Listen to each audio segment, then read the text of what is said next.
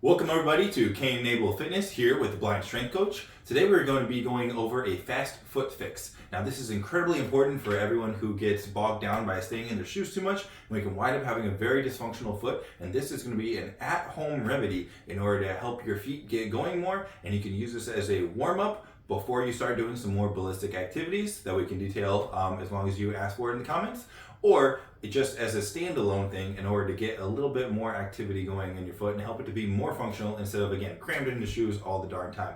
So what we're going to start with first is I'm going to roll a ball on my foot. So here I have the Naboso ball, and the link will be in the description in order to get a discount on this. It has a special texture that helps light up your foot a little bit more. It's crazy how when you do the full reset with this, how much your foot feels alive and how you feel almost like you're getting way more information from your foot all the way up to your brain. So I can do this seated or standing, and all I'm going to do is 30 seconds per side, trying to get into the little nooks and crannies of my foot on the bottom, really focus on the arch, and then I tend to get really bogged down in between the bones leading out to my toes. So I tend to dig in there quite a bit as well. So again, 30 seconds per side. You can do this with a lacrosse ball, like a soft t-ball or something like that at home, or you can even use like a rolling pin. So 30 seconds per side, and then we're gonna move on to our hand-foot glove. All that's gonna be is we are going to use our hand to put our fingers in between our toes, so we're spreading out our toes with our fingers.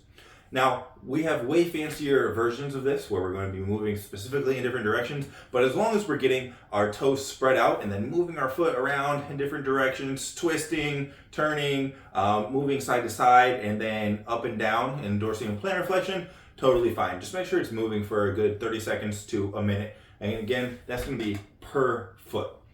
Moving on from there, we need to make sure we're stretching out our big toes, especially if we start pointing our feet out all the time and really doing a big duck foot thing. We're not gonna be able to really dig into that big toe much anymore. And if we start working on pointing our feet more straight forward, having better interactions at the hip and with the ground, that big toe is gonna try to hold us back. So all we gotta do is stretch that out and normalize that again, and also let you know what that big toe stretch is going to feel like. So we can do this standing or kneeling. I'll start kneeling. So all I'm gonna do is I'm going to tuck the pad of my big toe down on the ground. I'm going to be, again, kneeling. You can use a pad on your knees or whatever you need. And then what I can do in order to make this easier or harder is lean forward a little bit more, use some hand pressure on my thighs, and then the further back I go and less support I give myself, the harder and harder it's going to be on that big toe. Again, 30 seconds to a minute there is all. And then for the standing version, all it's going to be is a nice supported long lunge stretch, again, with just bare feet. So I'm going to hook the bottom of that big toe there on the ground, and I'm going to be able to lean forward from there. It's actually going to be very beneficial for the front of the hip as well. So pick whichever version you need to do in order to make sure that you get the best benefit and are kind enough on your knees. Now that we've opened everything up, we need to make sure that we can reactivate all those tiny little muscles and stabilizers.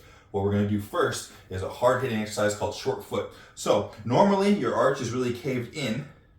What we want to do is we want to flex that arch. I don't want to roll the outside of my foot where I'm losing pressure in the base of that big toe. Instead, I want to drive through the base of that big toe, the base of that pinky toe, and then drag my arch to flex that towards my heel.